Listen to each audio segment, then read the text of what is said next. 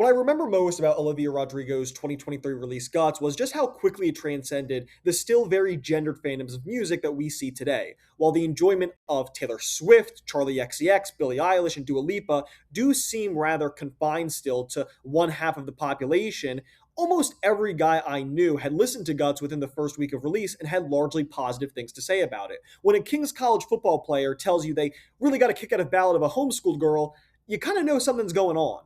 And I think that speaks to the versatility of Guts. It is an album very much about the experience of being a woman and being in a relationship as a woman, but it's also about social anxiety, self destructive tendencies, fear of moving on from your youth, and contains plenty of ideas about relationships that feel more universally held.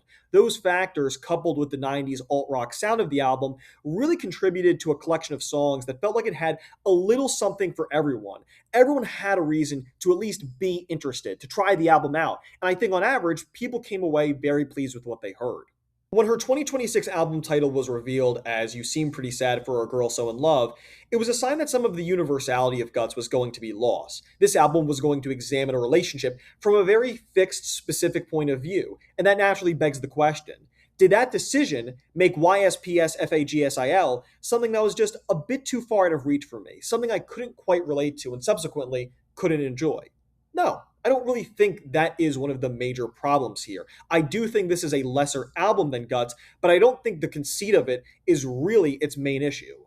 To me, You Seem Pretty Sad further reveals that Rodrigo's greatest asset is her love and knowledge of music. In Guts, she was reviving and reinventing sounds from the 1990s. Here, it's the 80s she's largely taking inspiration from. And hearing her borrow generously from the likes of The Cure, Devo, and crucially Modern English, who really should be getting listed more as a central influence on this album, is a treat. It's just so exciting to hear that strand of music again, all the way in 2026. She is taking this defunct branch of music and breathing life back into it in her own way. And I think Rodrigo herself is uber conscious that she can't just make her own The Cure song. She has to introduce and layer in new sounds they wouldn't have used as the track progresses to set herself apart. And the result is really astonishing and surreal at times. It's like she's Robert Smith's long lost daughter and is picking up right where 1992's Wish left off. The problem is when she willingly strips herself of her great superpower.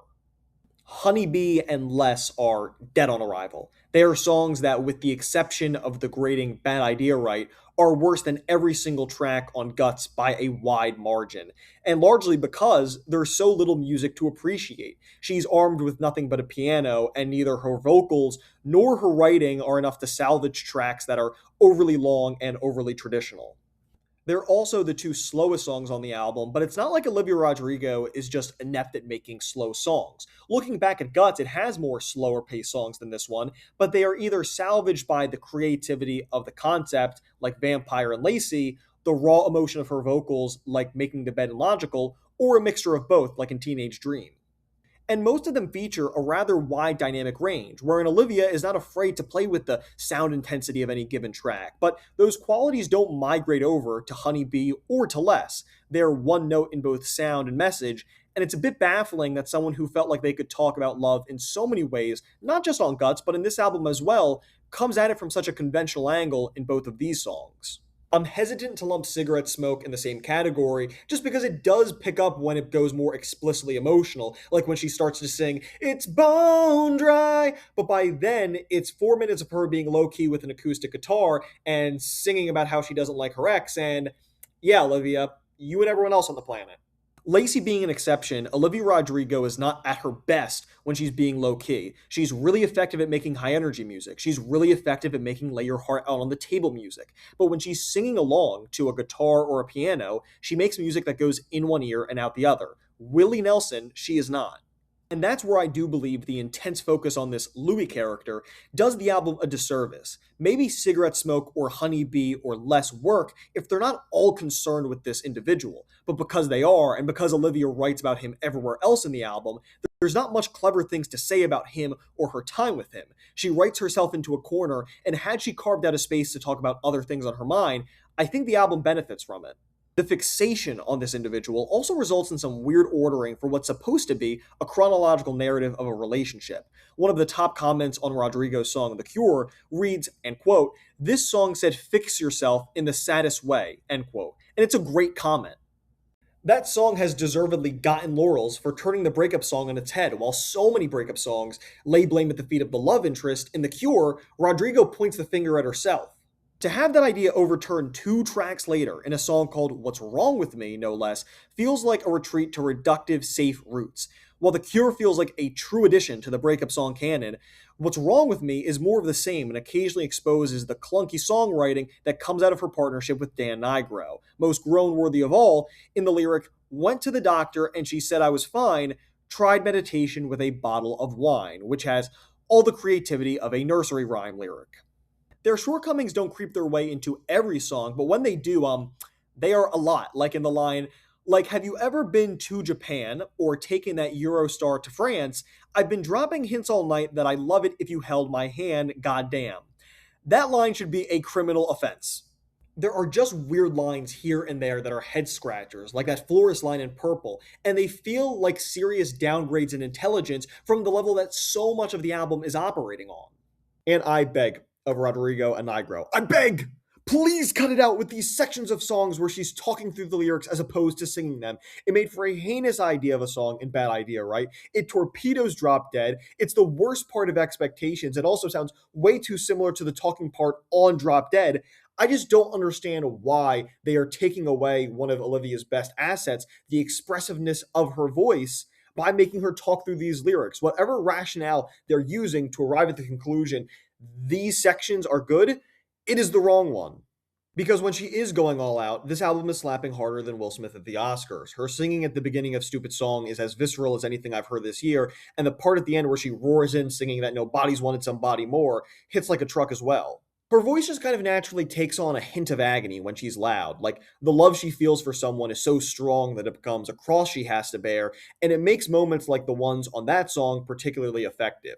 I think the same thing could be said of Begged, which I initially loved when she debuted it on SNL, but since have cooled on, largely because I've realized I'm kind of just waiting for the chorus.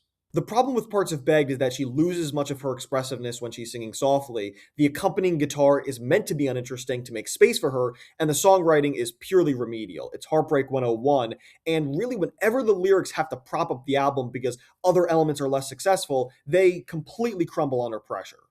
My Way is her going all out in a great, but in a very different way. Here, she's not channeling affection, she's channeling irritation she feels over someone trying to steal her partner.